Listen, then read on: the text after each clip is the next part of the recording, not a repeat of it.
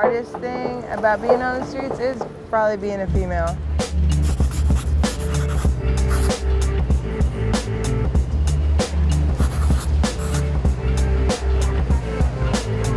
If you're a woman, you like your face clean. You know, you like feeling good, smelling good. Yeah, period times are not good times for us. Hi, how are you? It is very difficult to have your period and very uncomfortable.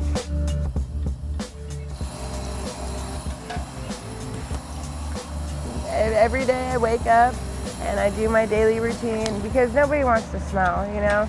And that's kind of a big deal out here. I've been doing this for so long. I'm 27 years old.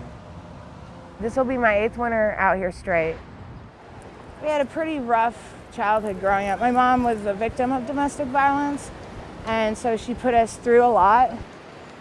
I went into the system. She got custody of me again, and basically she was like, you know what? I don't want you in the system anymore, but you can't be here. I hadn't lived at home since I was, 10 years old. And I took care of myself. There was no keeping me home anyway, whether if she wanted to or not. There's so many kids that it's like they fall through the cracks, I guess. And that's kind of what happened with me.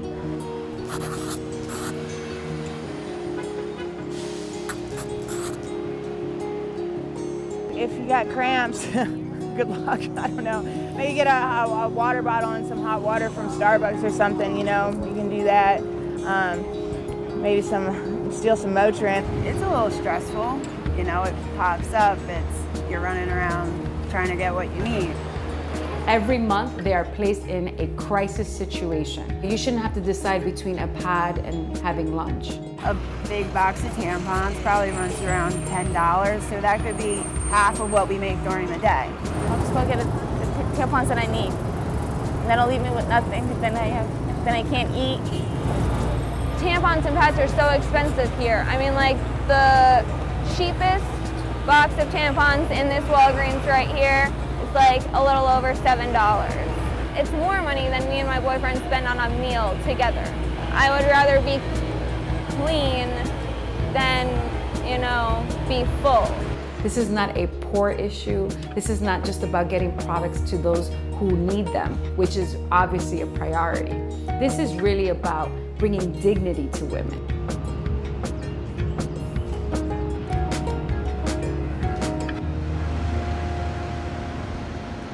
I tend to flock to places like this, which is like public parks, where they have public bathrooms.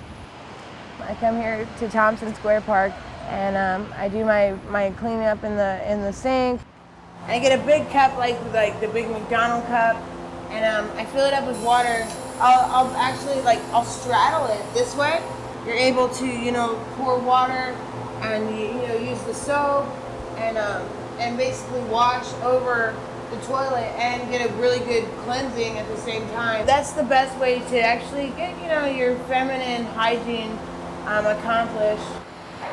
There's little tricks that I've picked up along the way.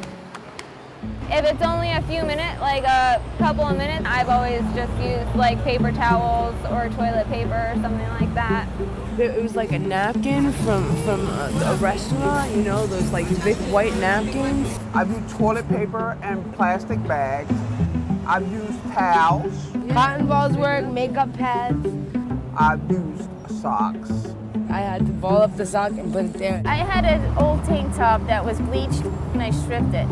I had to go and rinse it out, squeeze it out, dry it, put it back, 4 times that day. Sometimes if we didn't get things right away, we would just sit still, just sit still until we came up with something.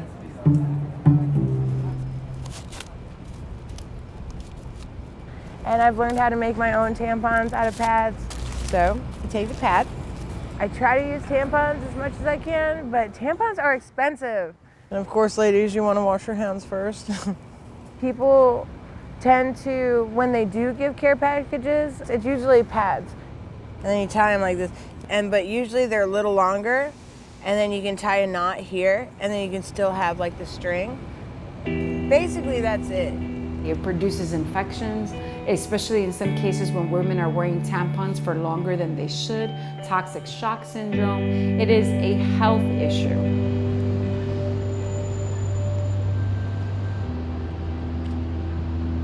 Unfortunately, there really wasn't a clear policy on where women can access the products.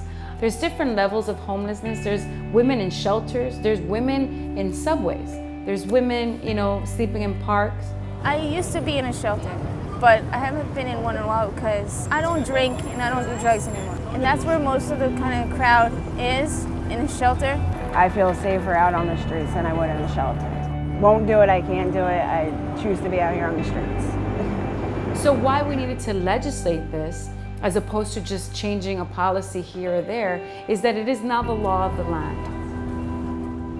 You want to feel clean like everybody else, you know what I mean? I like being out here, but everybody has a story. See, you don't really know people, and everybody has a reason for the things that they do. They do, So that's kind of my story. So, yeah.